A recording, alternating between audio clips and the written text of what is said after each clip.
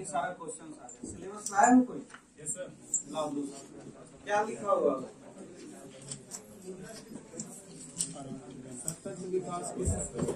लाओ सिलेबस देना। ये लोग तो निकाल देंगे।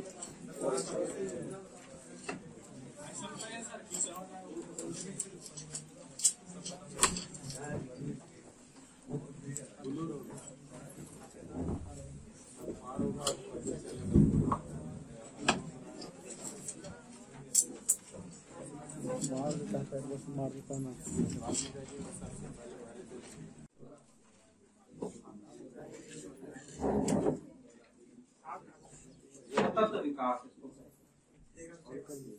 पहला है basic features of Indian economy. कुछ छोड़ा है ये लोग नहीं छोड़ा है। Basic features of Indian economy. Basic features of Indian economy भारतीय अर्थव्यवस्था की मूलभूत विशेषताएं या संरचना इस तरह से समझ सकते हो। और sustainable development and economic issues. Sustainable development and economic issues. Economic issues मतलब अर्थव्यवस्था आर्थिक जो मुद्दे हैं वो भी आपसे सवाल हो सकता है। मतलब आज की डेट में जो इकोनॉमिक इश्यूज हैं अर्थव्यवस्था से जुड़े हुए जो मुद्दे हैं और ये सतत विकास। नेक्स्ट और जो लास्ट है वो है economic reforms and globalisation. Economic reforms आर्थिक सुधार एंड ग्लोबलाइजेशन। ग्लोबलाइजेशन 2 नंबर इससे और 4 और 4 पूरे 10 सवाल इससे आएंगे। 4, 4, 8 और 2 10 सवाल ये सिलेबस में है आपका इकोनॉमिक्स। बड़ा मुश्किल होता है जब इस तरह का सिलेबस दे देता है कि क्या शुरू करें और कहां से खत्म करें। शुरू करना आसान होता है लेकिन क्या क्या इसमें इंक्लूड करें इन बिटवीन और कहां इसको ले जाकर खत्म करें ये थोड़ा सा मुश्किल हो जाता है। आप जब देखेंगे पीछे का सिलेबस, पीछे के क्वेश्चंस एक यहाँ है खाली और है खाली पीछे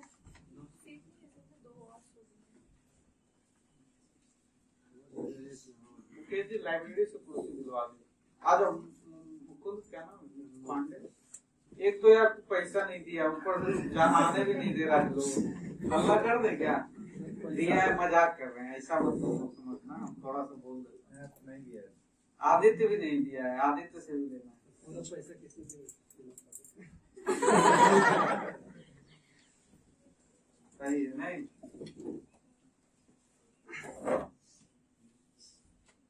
आओ जल्दी आ जाओ दौड़ के ले आओ ना एक कुर्सी। जवान आदमी है और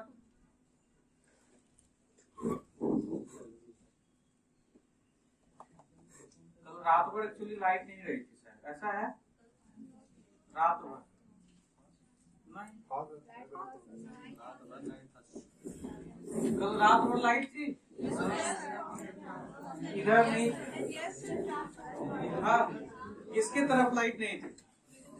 देखो एक लड़की है ये इधर पास आस पास टीसी में नहीं। हाँ इधर नहीं थी लाइट। हाँ कुछ हुआ ट्रांसफार्मर ही उड़ गया। देखो सब ऐसा ठीक है। नहीं नहीं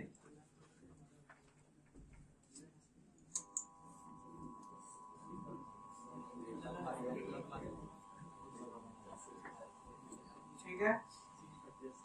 तो ये आपका इकोनॉमिक्स का सिलेबस है और इसमें शुरुआत करना आसान है। इकोनॉमिक्स के बेसिक से हम शुरुआत कर सकते हैं लेकिन इसमें क्या कवर करें।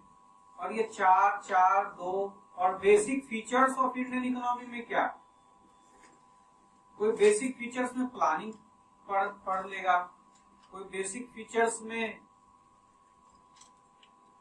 रिसोर्सेस एलोकेशन वगैरह के बारे में पढ़ सकता है, कोई बेसिक फीचर्स में कुछ इकोनॉमिक टर्मिनोलॉजी को पढ़ लेगा।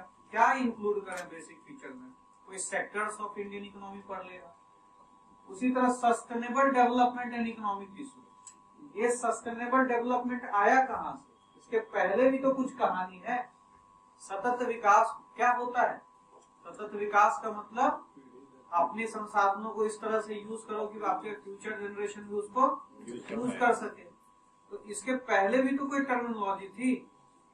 इसके पहले समृद्धि, विकास, ये सब शब्द आए। ग्रोथ, डेवलपमेंट, और ग्रोथ हो गया तो डेवलपमेंट आया, डेवलपमेंट हो गया तो सस्टेनेबल डेवलपमेंट आ गया। सस्टेनेबल डेवलपमेंट के बाद भी एक टर्म है इंक्लूसिव ग्रोथ। तो ये क्या चांसेस हैं कि उसका प्रीकर्सर से सवाल ना पूछे, उसके बाद वाले से सवाल।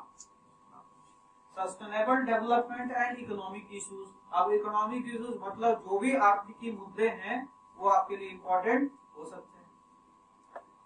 और इकोनॉमिक रिफॉर्म्स एंड ग्लोबलाइजेशन, ये कौन कौन सोच रहा है, समझ रहा है कि ये 1991 वाला है, लिबरलाइजेशन, प्राइवेटाइजेशन, ग्लोबलाइजेशन। एलपीजी पढ़े हो ना सभी लोग?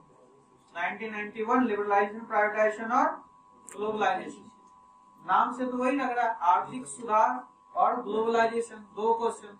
तो क्या सोच रहे, पूछेगा कि कौन किया था आर्थिक रिफॉर्म, पीवी नरसिम्हा राव या मनमोहन सिंह? इतना आसान सवाल आने वाला है। इकोनॉमिक रिफॉर्म्स तो अभी भी हो रहे हैं। क्या इकोनॉमिक रिफॉर्म्स खत्म हो गए? अभी भी इकोनॉमिक रिफॉर्म्स हो रहे हैं। जीएसटी हुआ, क्या है ये? इकोनॉमिक रिफॉर्म्स ही तो है। इसका मतलब जो भी चेंजेस आ रहे हैं, जो भी अर्थव्यवस्था में सुधार हो रहा है, वो हमारे लिए इंपॉर्टेंट हो सकता है। ग्लोबलाइजेशन, ग्लोबलाइजेशन, ये जो वर्ड लिखा हुआ है ग्लोबलाइजेशन, ये जो वर्ड है जेशन, इस जेशन का मतलब होता है प्रोसेस। क्या मतलब होता है? प्रोसेस, प्रक्रिया। इसका मतलब ही है प्रोसेस, प्रक्रिया। ग्लोबलाइजेशन मतलब ग्लोबलाइजेशन प्रोसेस जो है वो क्या है? सतत चल रहा है। ये प्रक्रिया कभी बंद होने वाली नहीं है। कल इसका रूप कुछ और था, आज कुछ और हो जाए। तो ग्लोबलाइजेशन खत्म नहीं हो गया कि 1991 में जो हुआ उसको पढ़ लिया और आपका सिलेबस।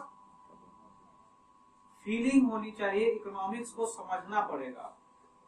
इकोनॉमिक्स का अगर कंसेप्ट क्लियर रहेगा तभी आप यहाँ के सारे सवाल आप अटेम्प्ट कर पाएंगे। कोई भी वन लाइनर इसमें हेल्प नहीं करेगा, कंसेप्ट हेल्प करेगा। और यही कंसेप्ट आपको मेंस में भी हेल्प करेगा। मेंस में क्वेश्चंस आप कैसे लिखोगे, यही कंसेप्ट हेल्प करेगा। और अगर कंसेप्चुअल बेस्ड ना है क्वेश्चंस, तो रट के दो ही चीज कर सकते हो, वो मनी बैंकिंग का होता है और पब्लिक फाइनेंस का होता है। मनी बैंकिंग समझते हो? आरबीआई, बैंक, ये सब पढ़े होगे तुम लोग। आरबीआई कब गठन हुआ, नेशनलाइजेशन कब हुआ?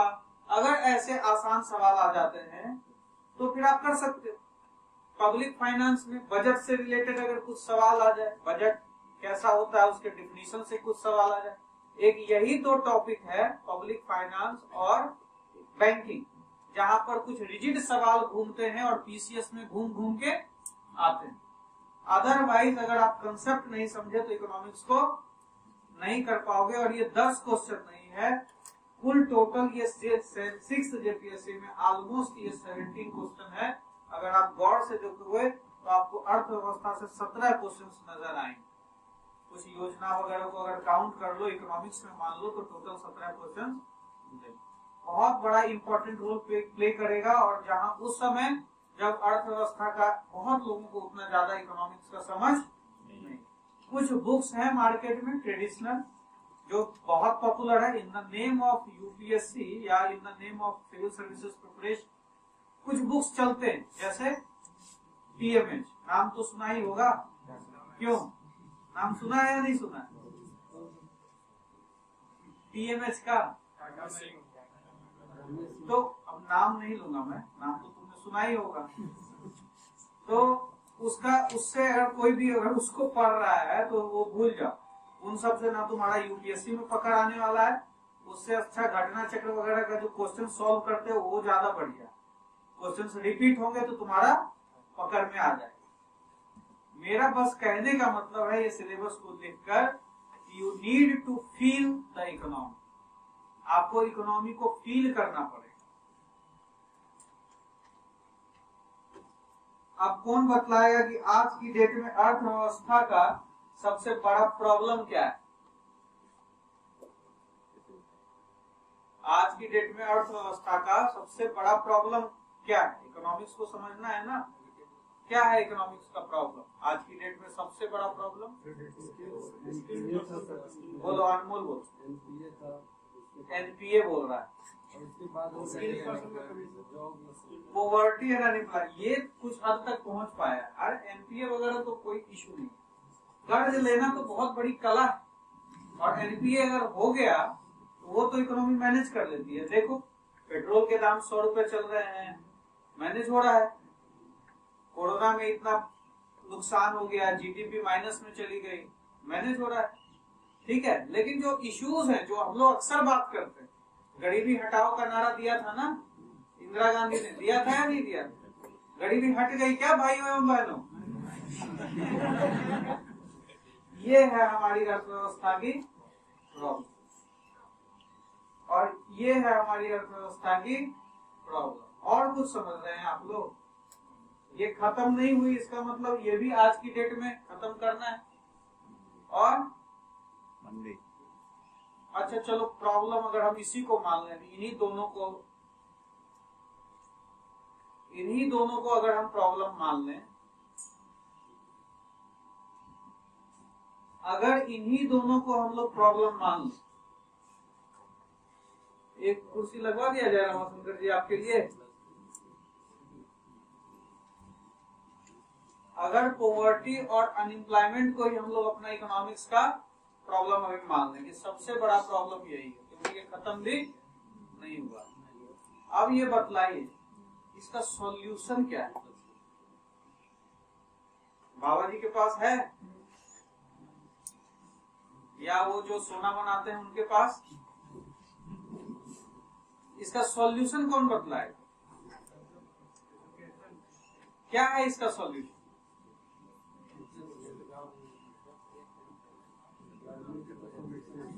एसएससी का तैयारी करें, वही है सॉल्यूशन। ले लेंगे जॉब क्रिएशन, संख्या नियंत्रण सेक्टर में, जैसे अभी हम लोग ट्रांसलेट करना चाहिए इधर से एग्रीकल्चर से टू इंडस्ट्री, पॉपुलेशन कम करना हो सकता है।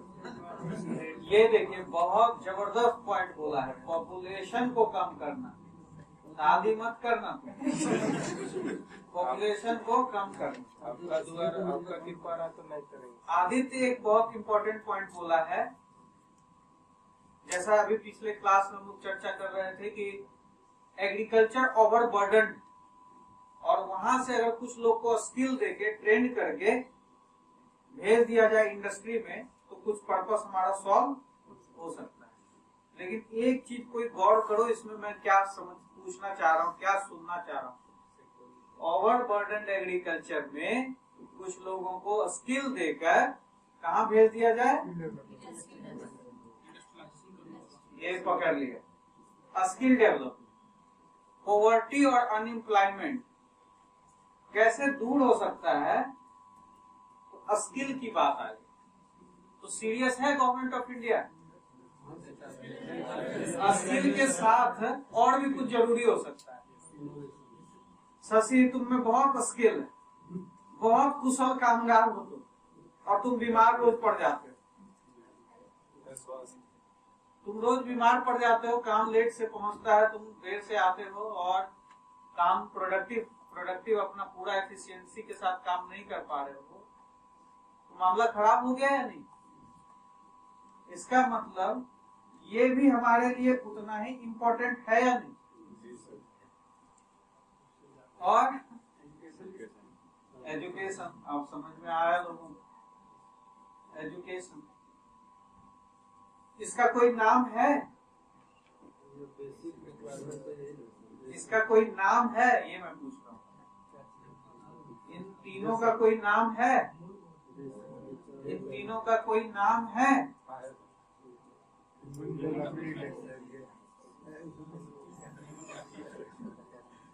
मानव,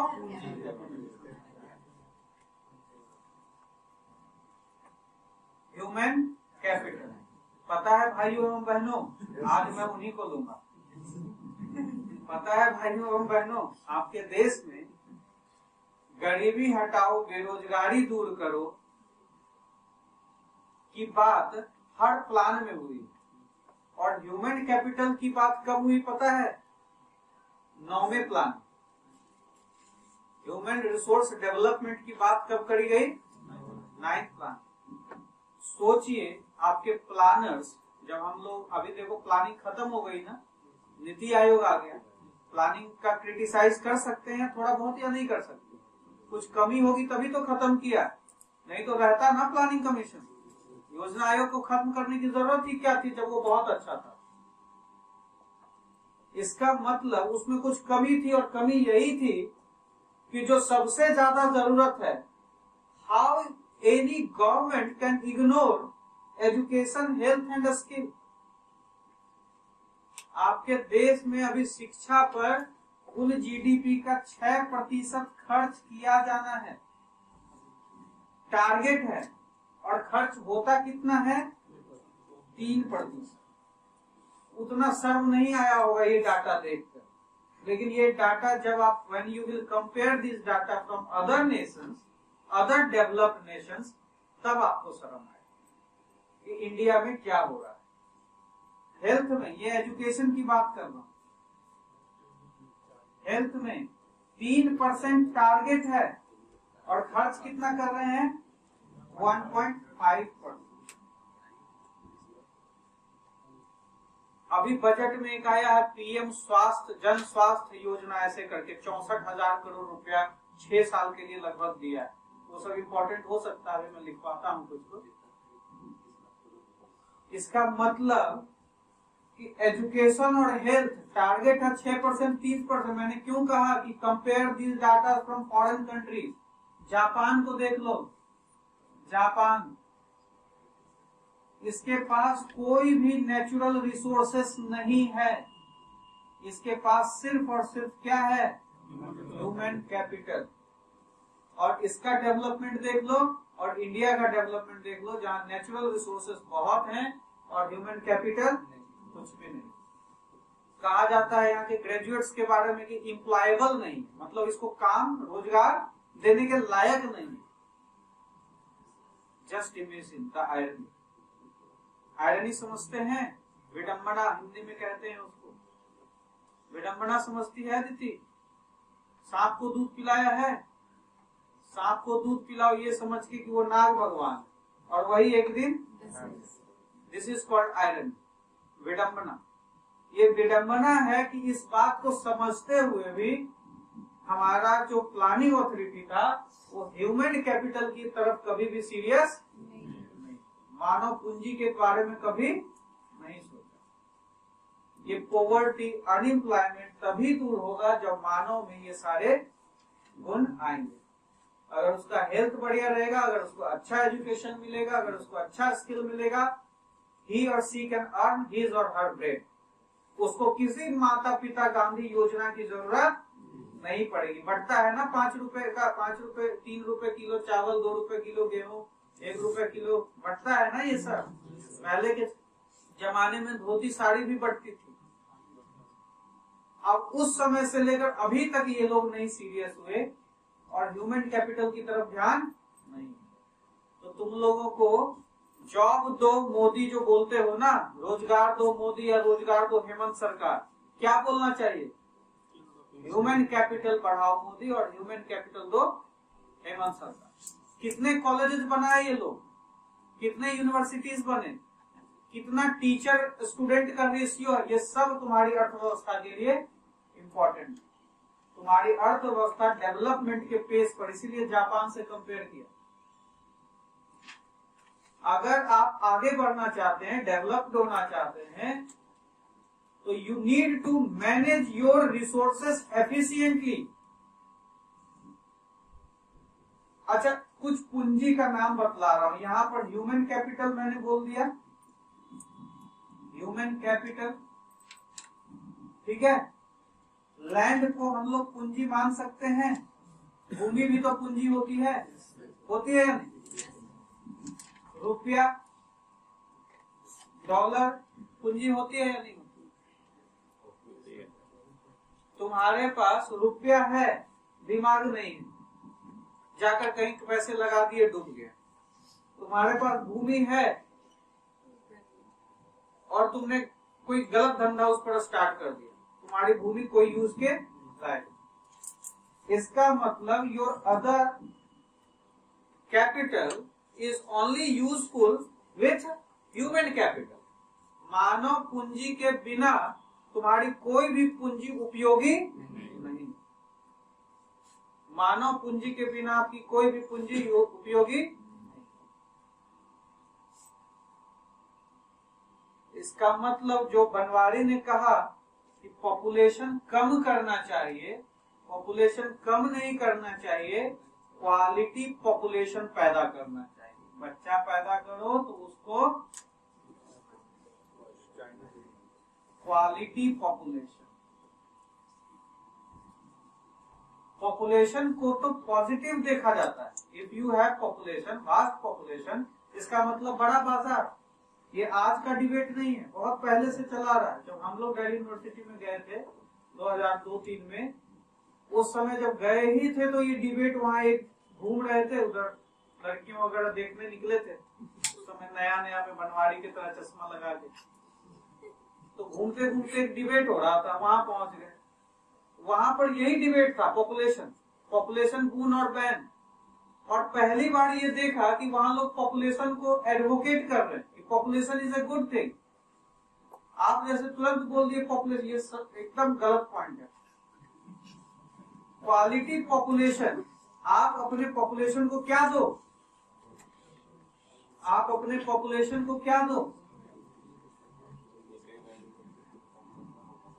एजुकेशन। आप अपने पॉपुलेशन को क्या दो? हेल्थ। आप अपने पॉपुलेशन को क्या दो? स्किल। तो ये जो आपका पॉपुलेशन है, ये क्वालिटी पॉपुलेशन बन गया, क्वालिटी पॉपुलेशन। और ये ह्यूमन कैपिटल का सही उपयोग करेगा। मतलब when you add education, health and skill to population, then it converted into human capital. वो पॉपुलेशन तब तक यूजलेस है जब तक उसमें शिक्षा, स्वास्थ्य, स्किल नहीं। मतलब the most important and relevant things for your economy today is human capital. और किसी ने बात की ह्यूमन कैपिटल, आज मैं बुलेट ट्रेन का भी यहाँ पर विरोध कर दूंगा। ऐसे करूंगा नहीं, आगे चलकर पहले भी जिन बच्चों को पढ़ाया होगा इकोनॉमिक्स, तो मैं हमेशा एडवोकेट करता हूँ न्यूअर टेक्नोलॉजी। लेकिन आज मैं बोल दूंगा कि अगर आप बड़ी बड़ी बातें कर रहे हैं तो आप इनको कैसे इग्नोर कर सकते हैं? ये तो बेसिक चीज है, human capital.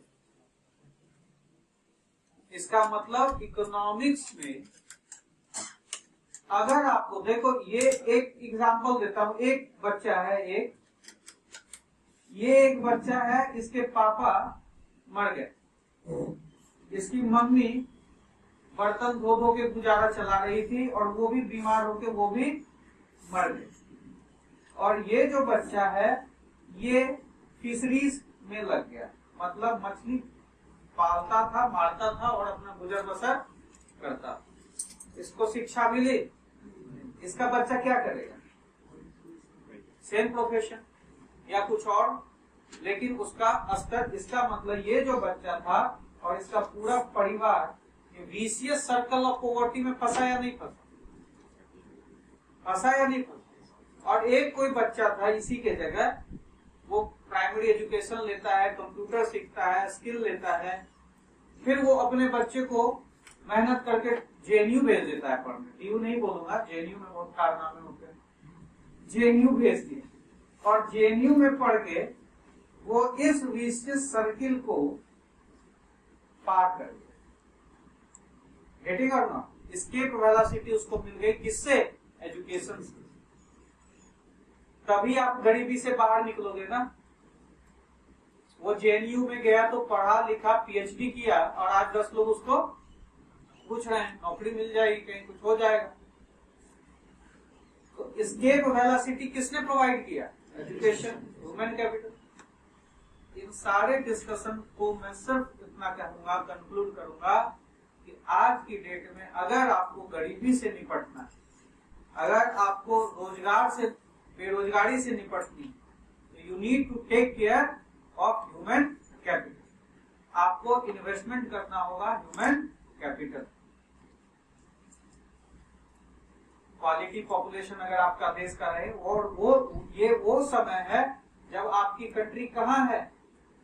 Demographic dividend. Demographic dividend कहते हैं जनसांख्यिकीय लाभांश।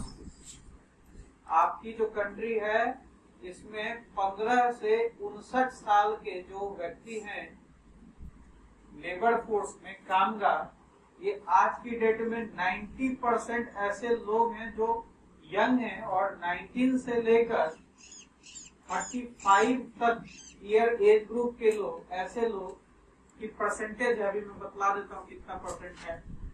ये यंग कंट्री बोला जाता है इंडिया को। India is a young country, demographic dividend है। और इस यंग कंट्री को आप स्किल नहीं दो, मजदूरी करवाओ, तो पढ़ेगा नहीं इंडिया, तो बढ़ेगा कैसे? इसमें एक और इम्पोर्टेंट फैक्टर है, डिवीजन ऑफ लेबर का।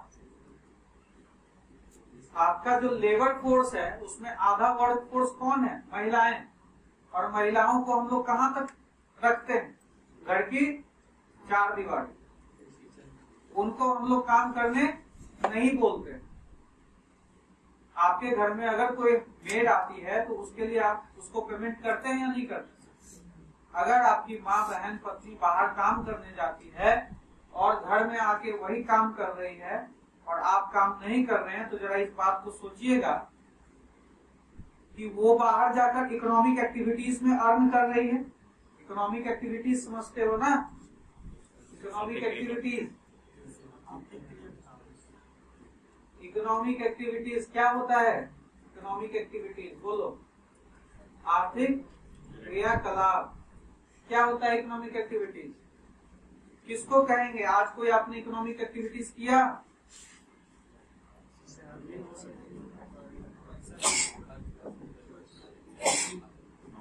घर से निकला था तो ऑटो वाले को पैसा दिया होगा, वो इकोनॉमिक एक्टिविटीज होती है। Which creates earning। और ठीक है, और इसका मतलब प्रोडक्शन इकोनॉमिक एक्टिविटीज है? अच्छा, कंजम्पशन, तो ये कह रहा है अर्निंग। तो हम खाते हैं तो कहाँ कुछ कमाते हैं? तुमने कहा ना कि विच क्रिएट्स अर्निंग, तो प्रोडक्शन इसका मतलब इकोनॉमिक एक्टिविटीज होगा। तो what about consumption? Consumption is economic activities और नॉट?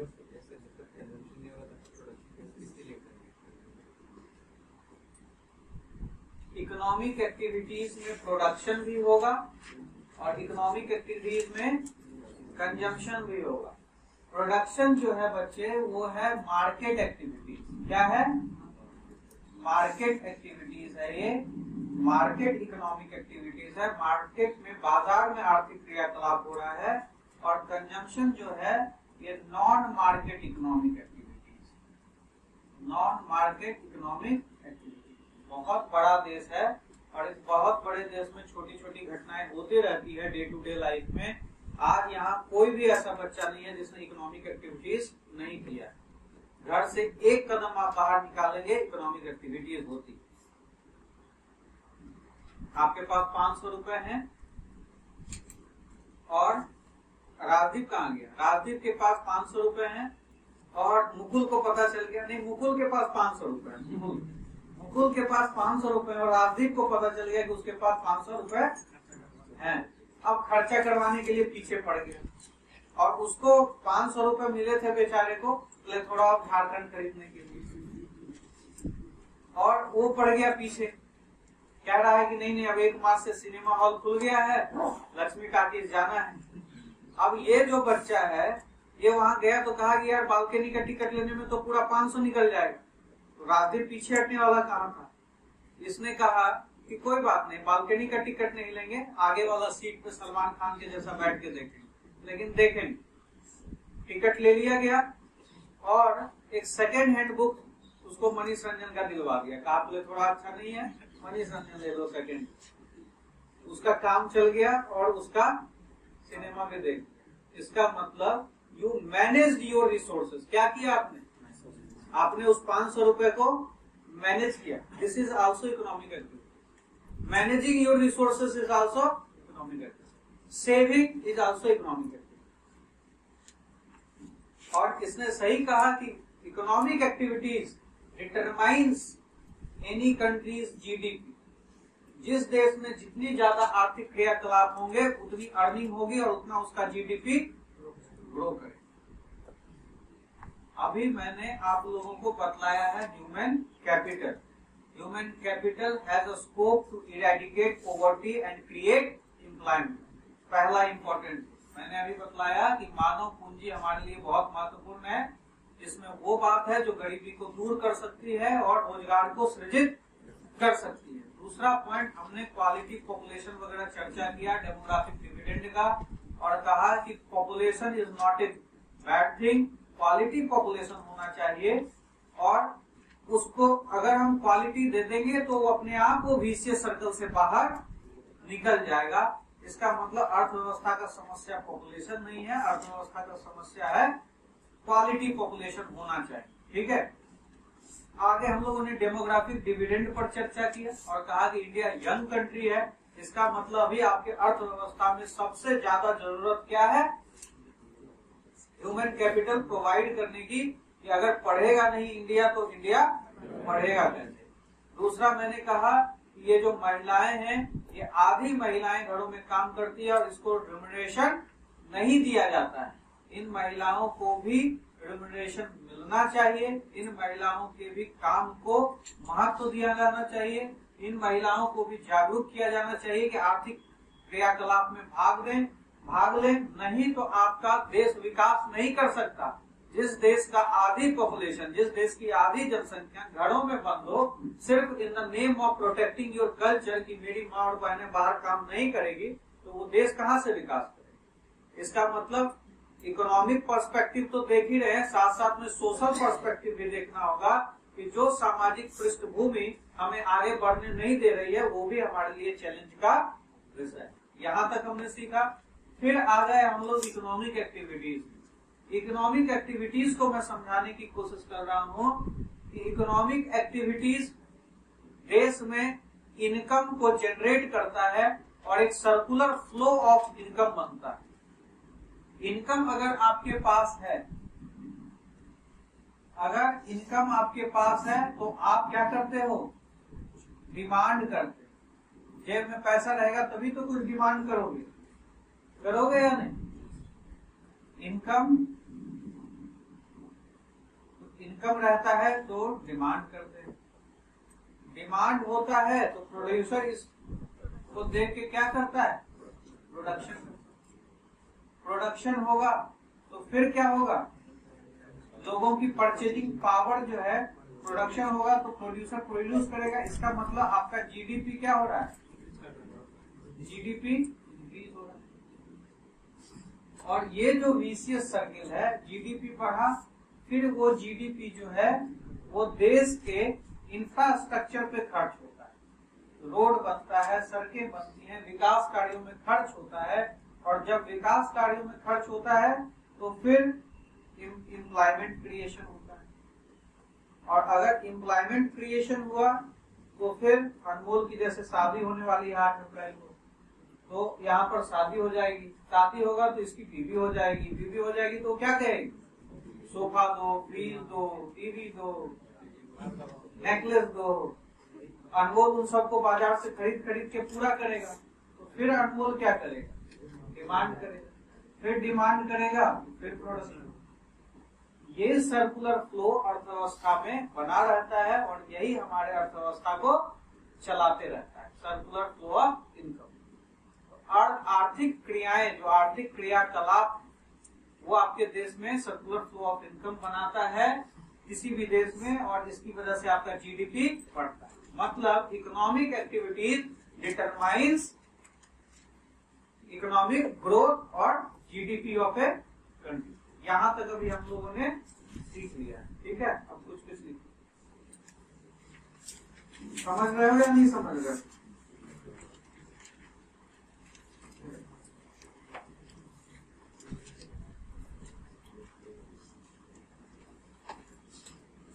चलो सबसे पहला पॉइंट में लिखो,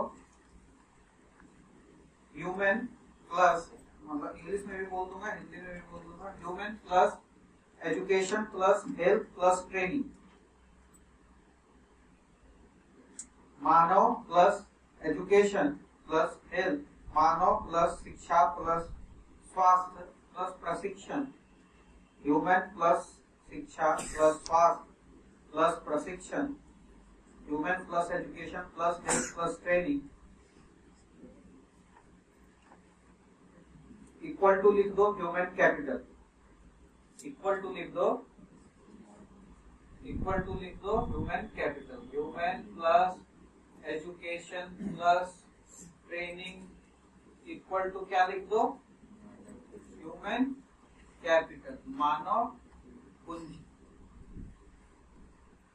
तो ये जो पॉपुलेशन है, ये पॉपुलेशन किस चीज में कन्वर्ट हो गया, ह्यूमन कैपिटल।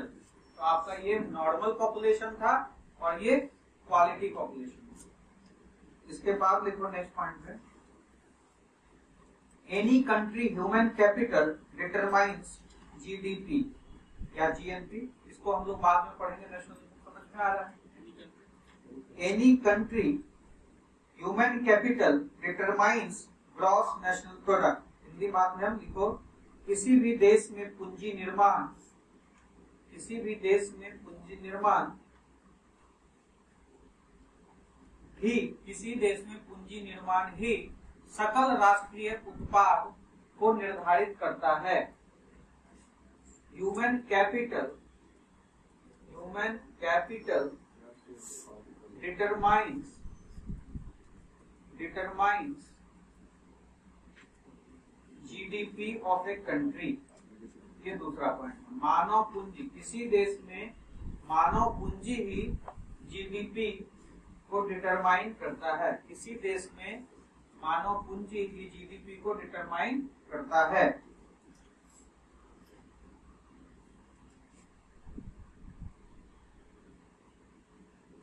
देखो नेक्स्ट पॉइंट में, vast population is positive thing, विशाल जनसंख्या सकारात्मक है,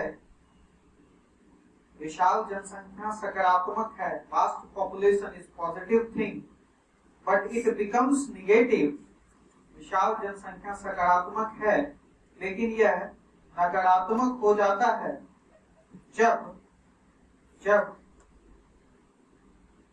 हम इसमें, जब हम नकारात्मक हो जाता है जब हम इसमें शिक्षा स्वास्थ्य और प्रशिक्षण, शिक्षा स्वास्थ्य और प्रशिक्षण को नहीं जोड़ते हैं। But it becomes negative when we don't add education, health and training, education, health and training to this vast population. When we don't add education, health, training to this vast population, full stop.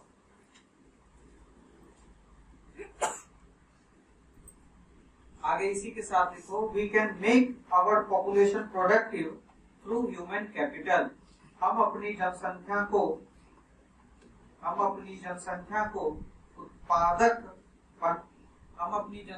को मानव पूंजी के सहारे अधिक उत्पादक बना सकते हैं।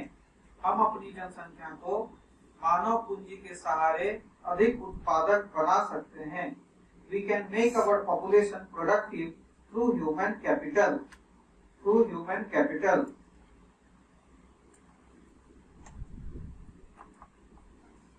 समझे? तो रुपया, वहां जो एग्जाम्पल दिया था, तो रुपया अपने आप में कभी महत्वपूर्ण नहीं हो सकता। रुपया along with human capital, dollar along with human capital. If you have land, Aditya के साथ में गया था इसके घर पर, तो इसका घर है बहुत 1 एकड़ में बना हुआ, इसकी शादी हो गई है, वो मैंने बतला दिया। तो आदित्य को मैंने पूछा कि यार तुम्हारे अगल बगल पीछे इतने ज्यादा ये डेवलपमेंट हो रखा है, तुम तो 2 कॉलोनी बसा दो हजारीबाग में अपने जमीन से। तो आदित्य कहता है कि सर अगर मैं भी नकारा निकल गया तो हो सकता है आगे मेरा भी जो जनरेशन होगा इन जमीनों को बेच देगा। ऐसा ही तो होता है या नहीं होता? एग्जाम्पल दिए थे ना तुम। इसका मतलब कि भूमि है अगर इसके पास, और अगर इसके पास बुद्धि नहीं हुई तो इसके जमीन क्या हो जाएगी, हाथ से निकल जाएगी। ये सिंपल सा चीज है, सब लोग समझते हैं, लेकिन अभी तक हमने रियलाइज नहीं किया था ह्यूमन कैपिटल का इम्पोर्टेंस, कि हमारी इकोनॉमी के लिए हम लोग रेप होता है, मर्डर होता है तो कैंडल मार्च निकालते, लेकिन हमारा देश इतना इनसेंसिटिव है कि यहाँ इकोनॉमिक इश्यूज के लिए कभी भी कैंडल मार्च नहीं निकलता। हम लोगों को कैंडल मार्च इसके लिए भी निकालना चाहिए। आप समझ रहे हो, आपके सरकारी स्कूलों की हालत देखा है आपने? बिहार के बारे में मैं कहता हूँ कि वहाँ का एजुकेशन सिस्टम 30 साल पीछे हो। वहां पर पंचायती राज सिस्टम से डिसेंट्रलाइजेशन के थ्रू टीचर का रिक्रूटमेंट हुआ, और यह सोचा गया कि मुखिया जो है वह यह ध्यान रखेगा कि अच्छे टीचर हों, क्योंकि मुखिया उसी गांव का है, तो वो अच्छे टीचर रखेगा क्योंकि मुखिया का भी बच्चा पढ़ेगा। वह मुखिया ने तो अपने बच्चे को विदेश भेज दिया पढ़ने के लिए, और लाख 1.5 लाख 2 लाख रुपए का घूस लेकर, फर्जी डिग्री देकर किसी गाय चराने वाले को बना दिया टीचर। ये है स्थिति बिहार की। या कहीं भी अगर इस तरह की स्थिति है, आप सरकारी स्कूलों की बदहाली है, तो ये आप और हमारे लिए शर्म की बात है। और हम लोग इसके लिए अलर्ट नहीं है, हम लोग इसके लिए डिमांड नहीं कर रहे हैं, ये और भी शर्म की बात कि हम लोग इसका इम्पोर्टेंस ही नहीं समझ रहे। अब अगर पूछ दे तुमको मेंस में क्वेश्चन, तो आप जितना भाषण दिए हैं उससे ह्यूमन कैपिटल के बारे में लिख सकते हो या नहीं लिख सकते? मानव पूंजी हमारे लिए क्यों महत्वपूर्ण है? Why human capital is important for, या ह्यूमन कैपिटल एक पॉइंट ही देने में काम आएगा कि नहीं? क्या अर्थव्यवस्था में और क्या किया जा सकता है? तो बोल रहे हैं बोलने वाले, तो आप भी तो एक पॉइंट दे सकते हो, टीवी पर डिबेट कर सकते हो। वो कह रहे हैं बुलेट ट्रेन बनाएंगे, तो आप कह सकते हो हम ह्यूमन कैपिटल डेवलपमेंट करेंगे या नहीं करेंगे? एक डिबेट में पॉइंट मिला या नहीं मिला? इस तरह से फील करना पड़ेगा आपको इकोनॉमी। देखिए, इसका मतलब भूमि या रुपया इंडिपेंडेंटली इंपॉर्टेंट नहीं है। आगे लिखिए, human capital, next point, human capital is more important than other capital like, देखिए हिंदी माध्यम, मानव पूंजी अन्य पूंजियों की तुलना में, मानव पूंजी अन्य पूंजियों की तुलना में, अन्य पूंजियों के ब्रैकेट में लिख सकते हैं भूमि रुपया, मानव पूंजी अन्य पूंजियों की तुलना में अधिक महत्वपूर्ण है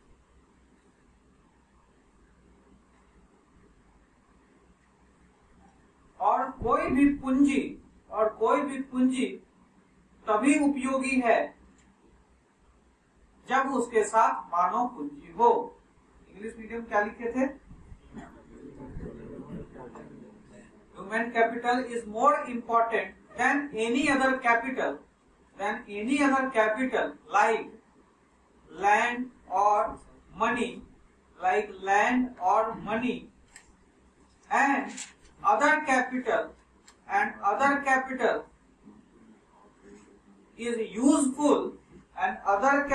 is useful only with human capital full stop। समझ में आया? हिंदी में मानव पूंजी क्या लिखा पहला लाइन? मानव पूंजी अन्य पूंजियों की तुलना में, अन्य पूंजियों के ब्रैकेट में लिख दो भूमि या रुपया, अन्य पूंजियों की तुलना में अधिक महत्वपूर्ण है और अन्य पूंजियां तभी उपयोगी हैं जब उसके साथ मानव पूंजी हो। पूर्ण विराम।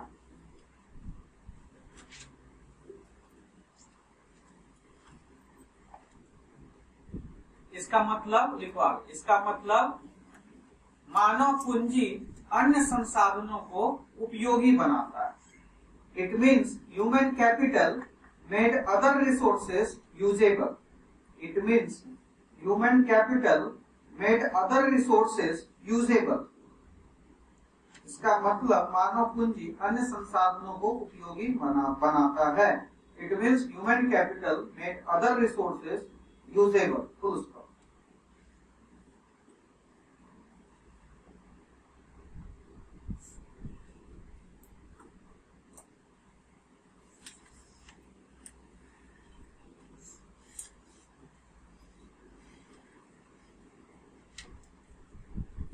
आगे लिखो नेक्स्ट पॉइंट में, any countries development depends on human capital. For example Japan, किसी भी देश का विकास उसके मानव पूंजी पर निर्भर करता है। Any countries development depends on human capital. किसी भी देश का विकास उसके मानव पूंजी पर निर्भर करता है। जैसे Japan, where there is not too much natural resources, जहां अत्यधिक प्राकृतिक संसाधन नहीं है, जापान जो है नेट इंपोर्टर है नेचुरल रिसोर्सेज का। सब कुछ क्या करता है, मंगाता है। और तुम लोग तो झारखंड रह रहे हो जहाँ मिनरल्स, कोयला, अब्रक, माइका सब कुछ है। जापान जो है वो नेट इंपोर्टर है। एक भी ऐसा मिनरल्स नहीं है जो इंपोर्ट वो नहीं करता। Net importer of natural resources. क्या लिखा है? जैसे जापान जहां अत्यधिक प्राकृतिक संसाधन नहीं है, किंतु मानव पूंजी के सहारे उसने विकास को प्राप्त कर लिया है।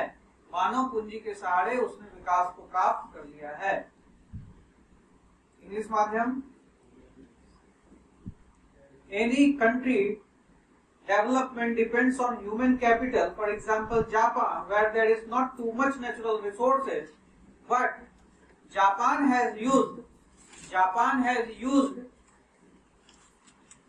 its resources efficiently.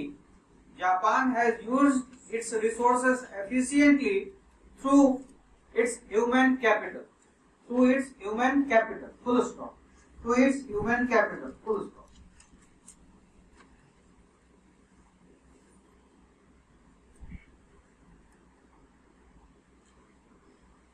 भारत को भी अपने प्राकृतिक संसाधनों को अगर एफिशिएंटली यूज करना है तो हमें अपने मानव संसाधन पर ध्यान देना होगा। जो हमारे प्लानिंग चैंपियन 8th प्लान तक सोए हुए, गरीबी हटाओ चल रहा था, बेरोजगारी हटाओ चल रहा था, माता पिता गांधी योजना बन रही थी, लेकिन किसी ने ह्यूमन कैपिटल पर ध्यान। ये डाटा कहीं पर लिख लेना बगल में, 6%। अच्छा मैं लिखवा देता हूँ। आगे लिखो इकोनॉमिक एक्टिविटीज। नेक्स्ट पॉइंट में लिखो इकोनॉमिक एक्टिविटीज, आर्थिक क्रियाकलाप।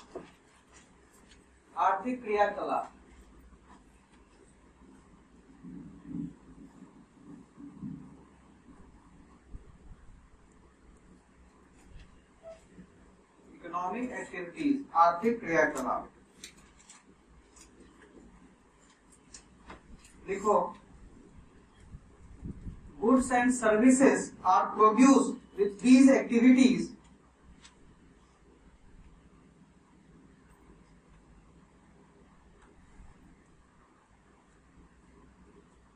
इस इकोनॉमिक एक्टिविटीज। पहले एक चीज और सीख लो कि ये इकोनॉमिक एक्टिविटीज जो मैंने बोला, प्रोडक्शन, कंजम्पशन, ये इकोनॉमिक एक्टिविटीज सेक्टोरल अगर कंपोजिशन बांटो तो ये इकोनॉमिक एक्टिविटीज को समझने के लिए हमारे पास 3 सेक्टर है, प्राइमरी, और यहाँ से प्रीलिम्स का एक क्वेश्चन भी कभी कभी पूछता है, सेकेंडरी और टर्शियरी, प्राथमिक, द्वितीयक और तृतीयक। अब प्राइमरी में क्या क्या होता है? फॉरेस्ट्री लिखते जाओ। इसी तरह इकोनॉमिक एक्टिविटीज जहां लिखा है वहां लिखो सेक्टर्स ऑफ इकोनॉमी, अर्थव्यवस्था के क्षेत्र। अर्थव्यवस्था के क्षेत्र प्राइमरी, सेकेंडरी और टर्शियरी में बटे हुए हैं। और यहाँ पर है फॉरेस्ट्री, वानिकी बोलते हैं इसको, फॉरेस्ट्री वानिकी। उसके बाद फिशरीज, मत्स्य पालन, एग्रीकल्चर कृषि, एनिमल हस्बेंड्री,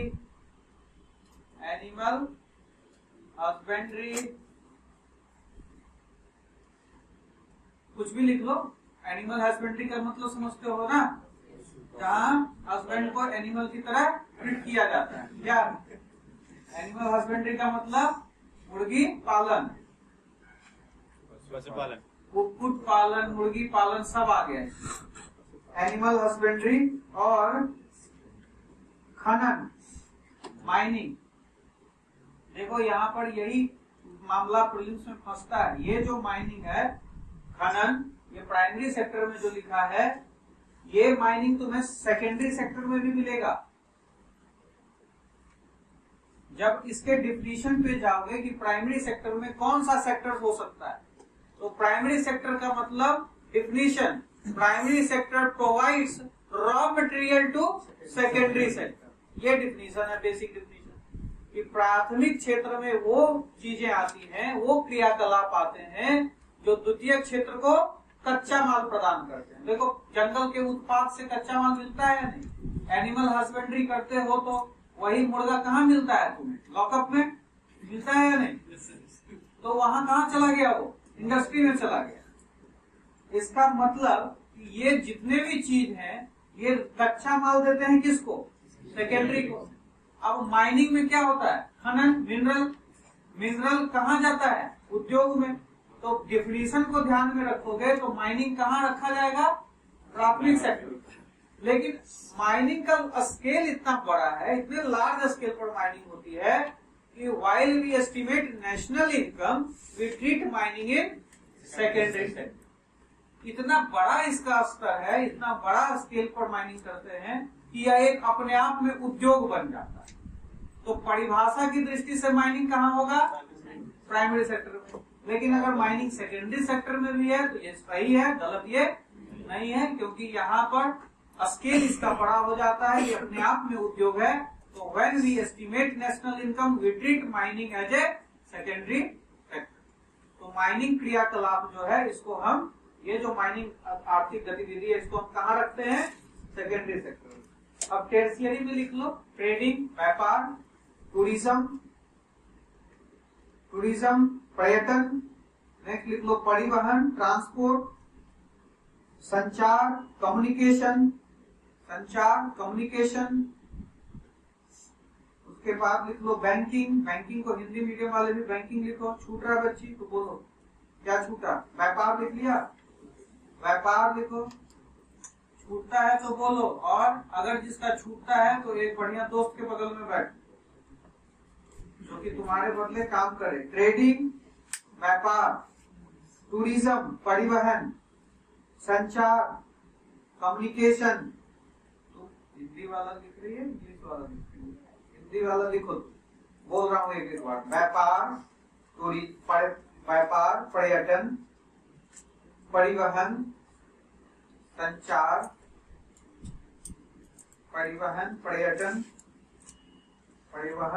संचार, बैंकिंग, बीमा, स्वास्थ्य, शिक्षा इत्यादि। इंग्लिश माध्यम, trading, transport, communication, banking, insurance, education, health, tourism etcetera. ये सारे जो आपने लिखे, ये क्या है? Economic activities. It generates income, it determines GDP. अब ये सब समझ में आ रहा है नहीं? यही आर्थिक क्रियाकलाप circular flow of income create करता है। यही आर्थिक क्रियाकलाप किसी देश का जीडीपी को डिटरमाइन करता है। अब इसके नीचे वो वाली चीजें लिख लो जो मैं लिखवा रहा था। नेक्स्ट पॉइंट में लिखो, इन क्रियाकलापों से वस्तुओं और सेवाओं का उत्पादन होता है। Goods and services are produced with these activities. इन क्रियाकलापों से वस्तुओं और सेवाओं का उत्पादन होता है। Goods and services are produced with these activities. इन क्रियाकलापों से वस्तुओं और सेवाओं का उत्पादन होता है। Goods and services are produced with these activities. Full stop. इससे राष्ट्रीय आय का मूल्यवर्धन होता है। This resulted in value addition in national income. इससे राष्ट्रीय आय का मूल्यवर्धन होता है। This resulted in value addition in national income. इससे राष्ट्रीय आय का मूल्यवर्धन होता है। This resulted in value addition in national income. This resulted in value addition in national income. वो तो लिख लिया होगा तुम लोगों ने, कहीं पर बना लिया होगा। Economic activities can be market activities और नॉन मार्केट एक्टिविटीज। लिखवाना जरूरी है, समझ गए। आर्थिक क्रियाकलाप बाजार क्रियाकलाप या गैर बाजार क्रियाकलाप हो सकते हैं। प्रोडक्शन भी हो सकता है इकोनॉमिक एक्टिविटीज, और कंजम्पशन भी। 500 रुपए वाला जो एग्जाम्पल दिया था, डे टू डे लाइफ में ऐसे इकोनॉमिक एक्टिविटीज हम लोग करते हैं। बड़े बड़े स्तर पर देश में बड़े बड़े आर्थिक क्रियाकलाप होते रहते हैं। ठीक है, तो जो ओम ने डिफिनीशन दिया था, एनीथिंग विच जनरेट्स इनकम, सही है, कोई गलत नहीं है। लेकिन हम लोगों को चीजों को रटना नहीं है, चीजों को समझना है। ठीक है, economic activities now determines GDP. चलिए नेक्स्ट लिखिए।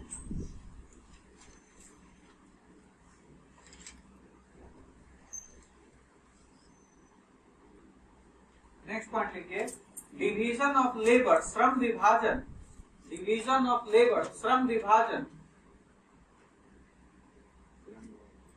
डिवीजन ऑफ लेबर, श्रम विभाजन is also important for any economy. श्रम विभाजन भी किसी अर्थव्यवस्था के लिए महत्वपूर्ण है। श्रम विभाजन भी किसी अर्थव्यवस्था के लिए महत्वपूर्ण है। Division of labour.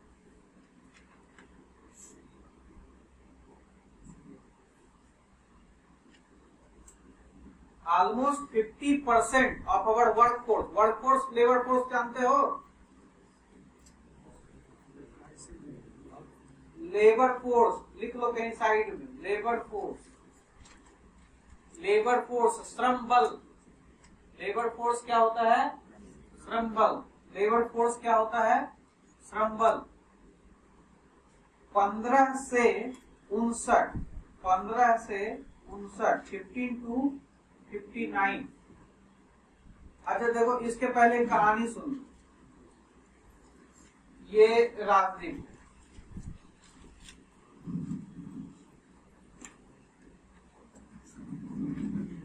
ये राजदीप है और ये इसका खेत है।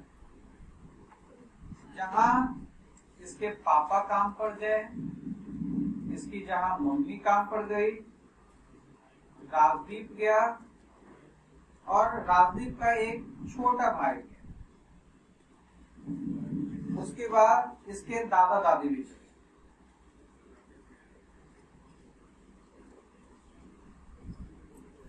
बोलो इसमें कौन कौन रोजगार में? इसमें कौन कौन रोजगार में?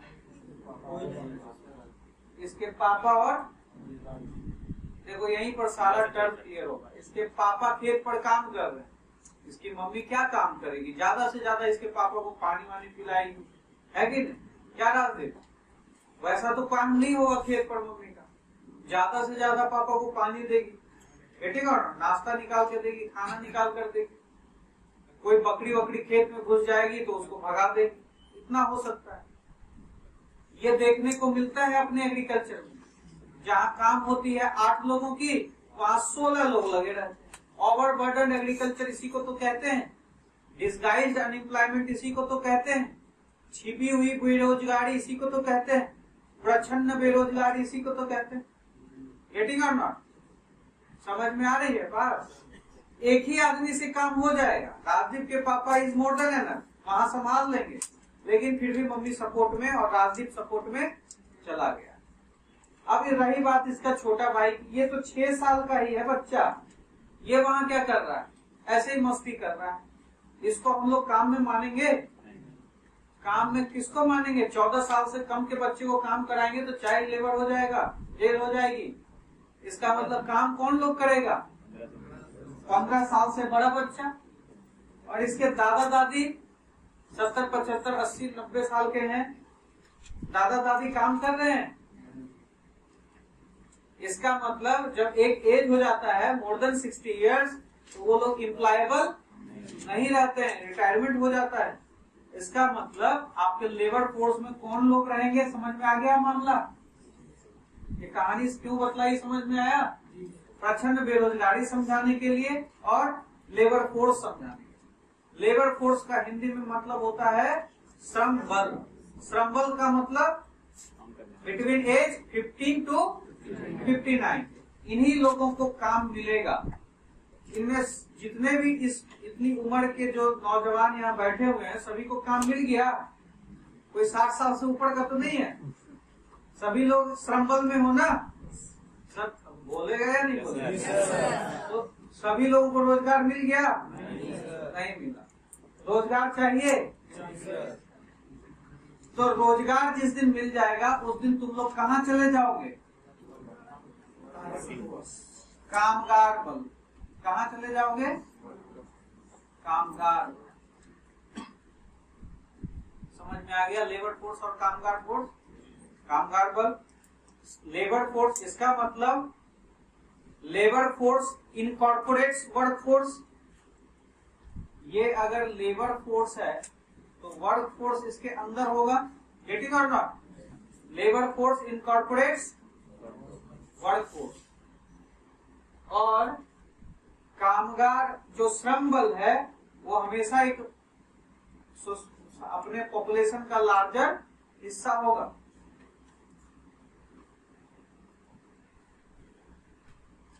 श्रम बल जो है वो क्या होगा?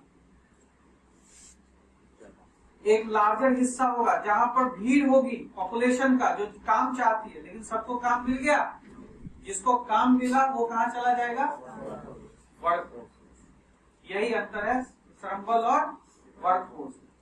और यहाँ पर जो डिवीजन ऑफ लेबर बतला रहा था, यहाँ जो महिलाएं इस उम्र की हैं 15 से लेकर 59 साल, जो लेबर फोर्स हैं लेकिन उनको वर्क फोर्स में शामिल किया गया। क्यों? क्या कहकर कि तुम तो घर में रहो, घर के काम। इसका मतलब आप उन महिलाओं को इकोनॉमिक एक्टिविटीज से दूर रख रहे हैं, तो आपका देश का विकास होगा? You need to make participation of all those women in development process और नॉट? विकास की प्रक्रिया में इन महिलाओं की भूमिका सुनिश्चित करवाओगे या नहीं? उसके लिए पढ़ेगी बिटिया तो बढ़ेगा भारत या नहीं? तो बेटी बचाओ बेटी पढ़ाओ ये सब क्यों किया गया? समझ में आ रहा है? इसी के लिए किया गया। इसका मतलब इन महिलाओं को ये जो डिवीजन ऑफ लेबर, जहां मोर देन मतलब ऑलमोस्ट आधी महिलाएं तो आधा पुरुष तो आधी महिला, इतना ही ऐसे ही जनसंख्या का रेशियो। इसको अगर काम में नहीं लगाओगे तो देश तो पीछे ही जाएगा ना। तो जो नेक्स्ट इंपॉर्टेंट पॉइंट लिख रहे थे क्या लिख रहे थे? Division of labour is also important,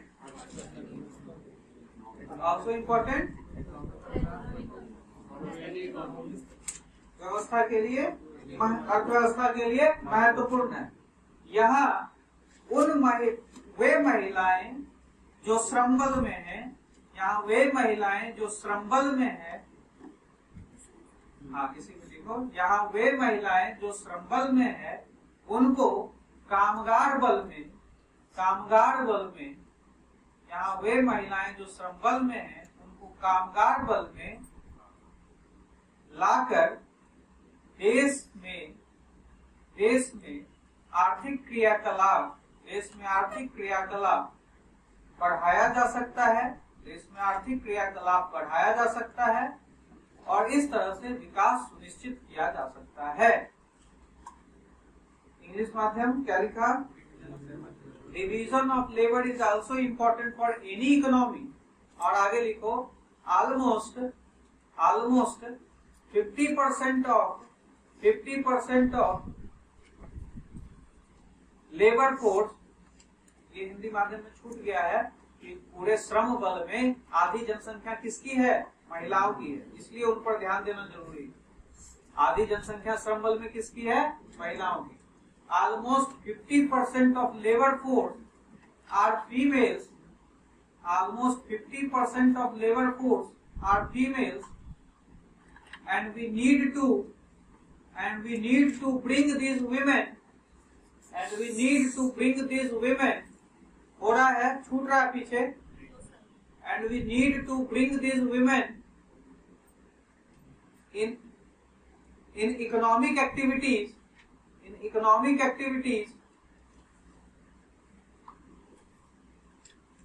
so that they can also become will of economic development, अर्थव्यवस्था का चक्का बन जाए, economic, so that they become will of economic development। समझ में आया? पढ़ाएगा बिटिया को कि नहीं पढ़ाएगा? शादी हो गई है तुम्हारी, बीवी को पढ़ा नहीं?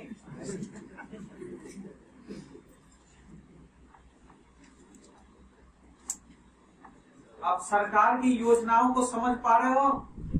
देखो आज क्या हो रहा है, IITs बन रहे हैं। अब कुछ डाटा तो दोगे, ह्यूमन कैपिटल से अगर कुछ रिलेटेड आ गया तो IITs बन रहे हैं, या इसी बजट में कुछ हुआ स्वास्थ्य के लिए, शिक्षा के लिए, फैक्ट्स इंपॉर्टेंट हो सकते हैं प्रीलिम्स के एग्जाम के लिए, कुछ योजनाएं आई इन्हीं सब चीजों के लिए इंपॉर्टेंट हो सकता है या नहीं? चीजों को समझोगे तब कर पाओगे। ठीक है, आगे नेक्स्ट पॉइंट में लिखो।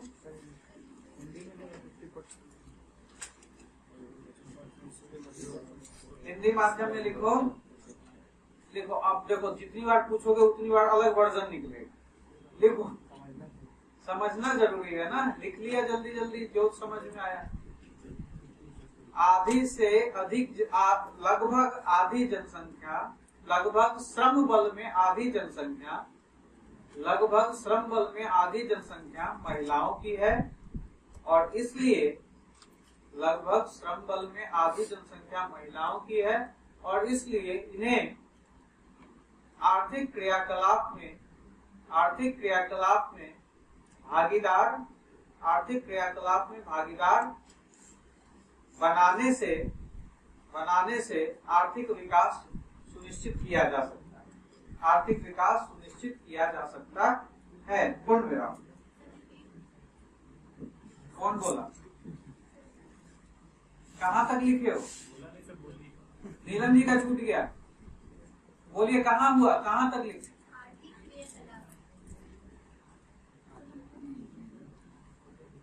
जहाँ श्रम बल में आधी जनसंख्या महिलाओं की है, उन्हें आर्थिक क्रियाकलाप में भागीदारी बढ़ाने से अर्थव्यवस्था का विकास सुनिश्चित किया जा सकता है। पूर्ण विराम।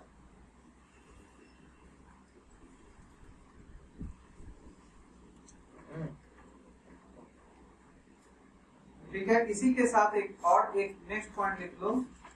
Quality of population will depend on education, health and training. जनसंख्या की गुणवत्ता, नेक्स्ट पॉइंट में लिखो, जनसंख्या की गुणवत्ता शिक्षा, स्वास्थ्य और प्रशिक्षण पर निर्भर करती है। Quality of population will depend on education, health and training being given to population.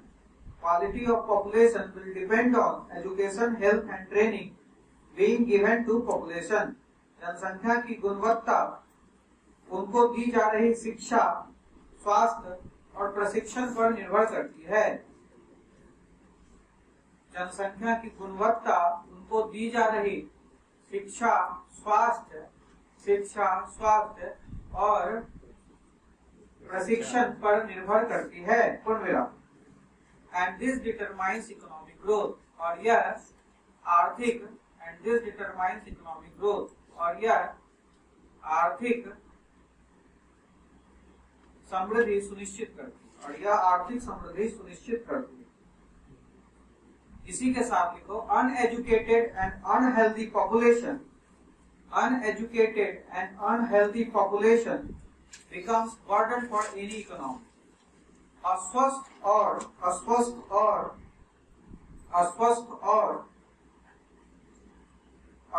और निरक्षर जनसंख्या, अस्वस्थ और निरक्षर जनसंख्या अर्थव्यवस्था के लिए बोझ बन सकती है। अस्वस्थ और निरक्षर जनसंख्या अर्थव्यवस्था के लिए बोझ बन सकती है, अर्थव्यवस्था के लिए बोझ बन सकती है। नेक्स्ट पॉइंट लिखो, our priority,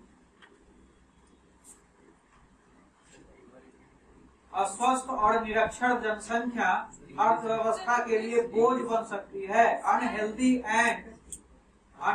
and uneducated population become burden for any economy, full stop. आगे लिखो, next point, our priority that 6% of GDP should be allocated to education. हमारी प्राथमिकता है कि कुल जीडीपी की, हमारी प्राथमिकता है कि कुल जीडीपी की 6%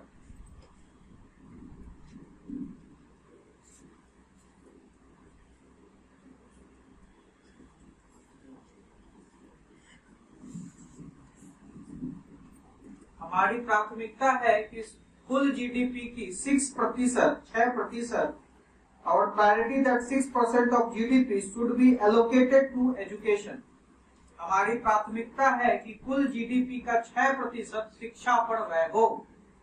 सोचते हैं, इवन की नीति आयोग है एक्सेप्टेड दिस फैक्ट, न्यूज़पेपर में आया था, गूगल करना मिलेगा। नीति आयोग है accepted this fact that we are spending less on education and health.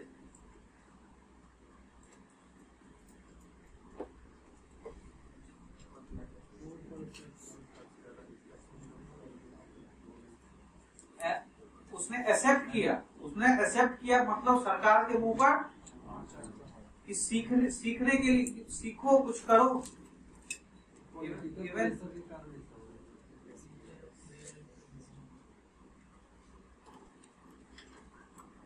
Vote कैसे दो? वोट देते हो या नहीं देते?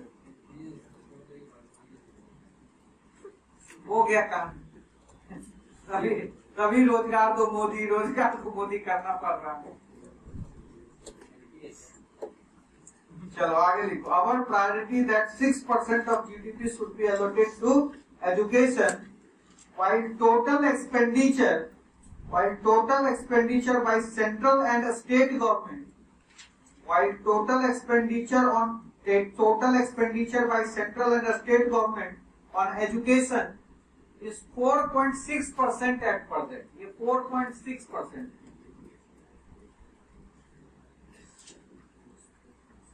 हिंदी माध्यम, हमारी प्राथमिकता है कि कुल जीडीपी की 6% शिक्षा पर व्यय हो, जबकि आज केंद्र सरकार और राज्य सरकार दोनों मिलकर मात्र 4 कुल जीडीपी का, आज केंद्र सरकार और राज्य सरकार मिलकर कुल जीडीपी का मात्र 4.6% व्यय कर रही है। हाँ, वो 3% हेल्थ का टारगेट, गलती हो गया होगा, 3% हेल्थ का टारगेट है, इसको 4.6% कर दिया। 4.6%, 6% ऑफ टोटल जीडीपी टारगेट है, और केंद्र सरकार और राज्य सरकार कितना कर रही है? 4.6%। आगे लिखो, बोलो कौन कहाँ छूटा? यही वाला हेल्थ वाला टारगेट वाला। देखो, our priority that 6% of GDP should be allocated to education. यहाँ तक हो गया? Should be allocated to education. While total expenditure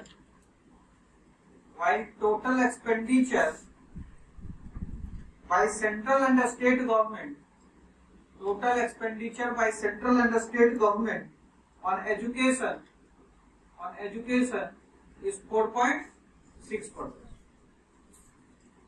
On education is 4.6%. उसी तरह ये लाइन इलेबोरेट कर लेना, बस ऐसे लिख लो नेक्स्ट पॉइंट में, हेल्थ स्वास्थ्य टारगेट इसका है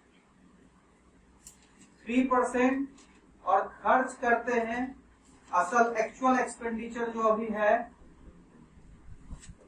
और दो वोट 1.5%। 1.5%।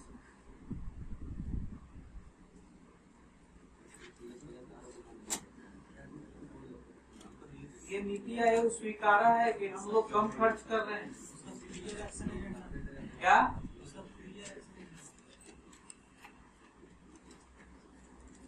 नीति आयोग ने एक्सेप्ट किया, ये जो नीति आयोग ने एक्सेप्ट किया, मैं 6 बार बोल रहा हूँ, ये बहुत इम्पोर्टेंट है, इस पे क्वेश्चन बन सकता है, पूरा का पूरा बड़ा क्वेश्चन बन सकता है। और ये पॉइंट अगर आप लिखते हैं तो इम्प्रेसिव होगा।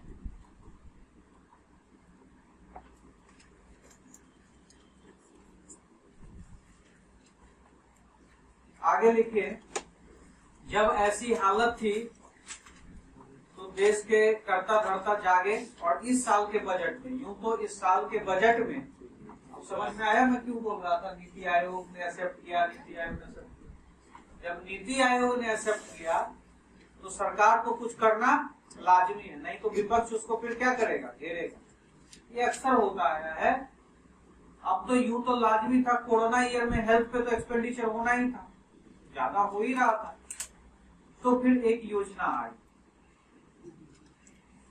अपने देश में योजना का बड़ा इतिहास रहा है और किसी भी एग्जाम का सिलेबस बढ़ाने में इन योजना का महत्वपूर्ण योगदान रहा है। एक योजना आई जो बहुत इंपॉर्टेंट है प्रीलिम्स के लिए, नेक्स्ट लाइन में लिखिए, पीएम आत्मनिर्भर स्वस्थ भारत योजना। पीएम आत्मनिर्भर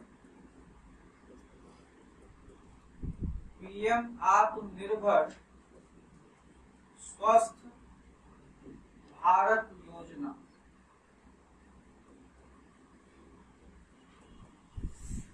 पीएम आत्मनिर्भर स्वस्थ भारत योजना, ये योजना आई आपके बजट में, इस साल के बजट में।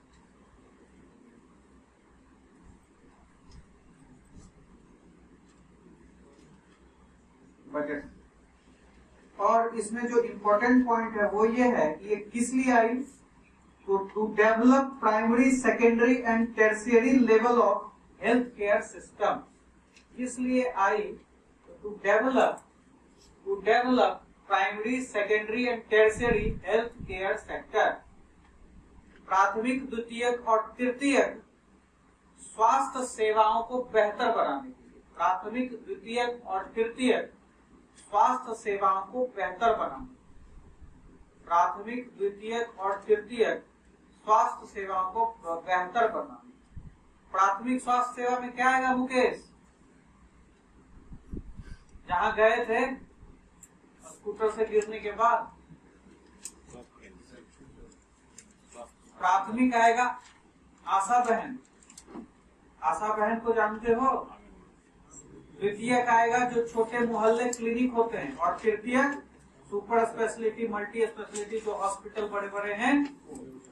तो इस पीएम स्वस्थ आत्मनिर्भर भारत में ये प्रावधान आया कि प्राइमरी सेकेंडरी और टर्शियरी हेल्थ केयर सिस्टम को हम सुधारेंगे, और इसके लिए पैसा दिया गया 64,180 करोड़। ये सब इम्पोर्टेंट है। For 6 years। ये योजना कब तक है? 6 सालों के लिए। इसका मतलब पर ईयर कितना पैसा? 10 10,700 करोड़, 10,700 करोड़। मानव पूंजी के विकास के लिए इस साल बजट में एक योजना आई है, उसका नाम है पीएम आत्मनिर्भर स्वस्थ भारत योजना। और इसमें आत्मनिर्भर बनेंगे प्राइमरी हेल्थ, सेकेंडरी और टेरिटरी हेल्थ केयर में। बजट का प्रावधान है 64,000 करोड़ रुपया और 6 साल के लिए, इसका मतलब 1 साल में इतना पैसा 6 साल तक दिया जाए।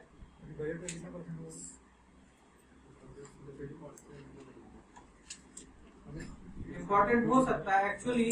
आप अगर मेंस में जैसे इकोनॉमिक्स में कहते हैं कि डाटा इज इम्पोर्टेंट, तो डाटा किस टाइप का डाटा इम्पोर्टेंट? जैसे आप लिखते हो कि more than 60% of labour are engage in agriculture, more than 60% of work force are engage in agriculture, ऐसा लिखिए। ये इम्पोर्टेंट डाटा नहीं। लेकिन अगर कुछ डाटा है, सपोज करो कि 3.33% infant mortality rate has reduced from 2019 to 2020, तो ये डाटा इंपॉर्टेंट। आपको इन्फेंट मोर्टेलिटी रेट याद नहीं रहेगा 2019 और 20, लेकिन if you compare this data and you mug up the percentage that it is useful, ऐसे डाटा को हम लोग लिखते हैं। तो वैलिड क्वेश्चन है, लेकिन अभी ध्यान में नहीं है, जब बजट पढ़ाऊंगा तो आपको बतला दूं, ठीक है। चलिए आगे लिखिए। हाँ, टाइम तो हो गया, चलिए कोई बात नहीं, जल्दी जल्दी खींचने की कोशिश करेंगे इसी तरह। कौन बोला वैसे टाइम हो गया? अच्छा बोलिए, चलो ठीक है, जाओ। Okay, all the best. आगे कल यहीं से पढ़ाते हैं, ठीक है, थैंक यू।